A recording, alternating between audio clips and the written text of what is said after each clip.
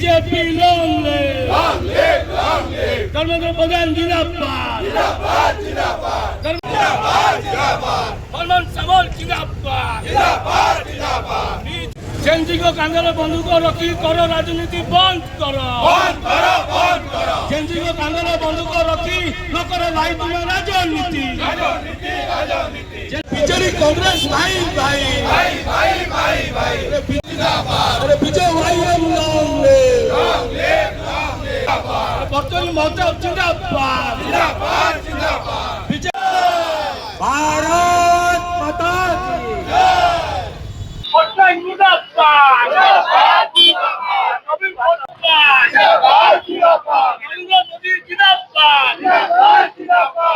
आज्ञा देखु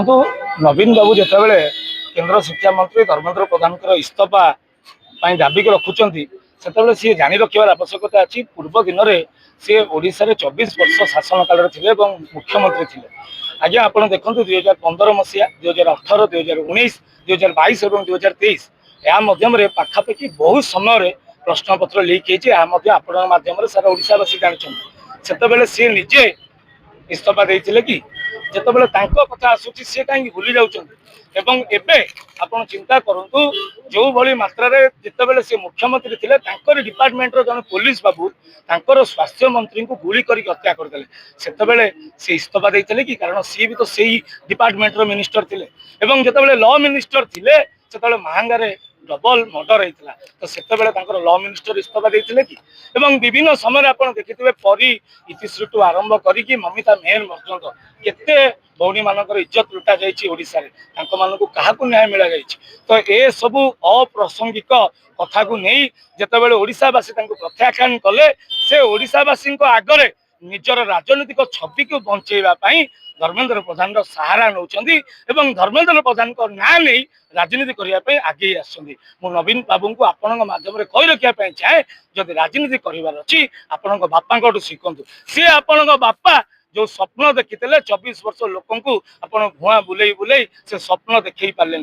आपण जो राजनीतिक व्यक्ति विशेष आपण पाखे पोषुंट से आपणकर जन राज्यसभा सांसद सुलता देव बाइट शुणे आपन को आश्चर्य लगे कटक लोकप्रिय सांसद जी कि 6 थर सांसद आज्ञा 7 थर चलित वर्ष को मिसाइले 7 थर सांसद से कहते कि आंकर शिक्षागत योग्यता हूँ आज्ञा 10म आप चिंता करूँ भर्तरी महताब जड़े आधिपत्य विस्तार कर राजनीतिक व्यक्ति आम जब राजनीतिर दृष्टि देखू तेज निश्चित भाव में से जड़े राजनीतिक व्यक्ति विशेष और प्रति बहुत नेता मंत्री समर्थन रहा सहित सारा ओडिशावासी समर्थन अच्छी मैंने आंगुड़ी देखा पछौना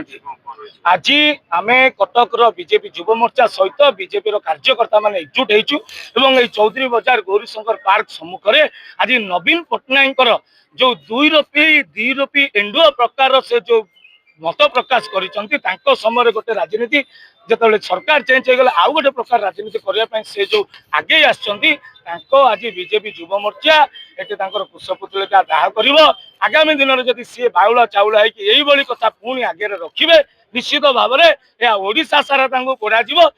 ओडिशावासी जो भली भाव में प्रत्याख्यान कर आजीवन लोक नवीन पट्टनायक को प्रत्याख्यान करते आगू कर चलिए।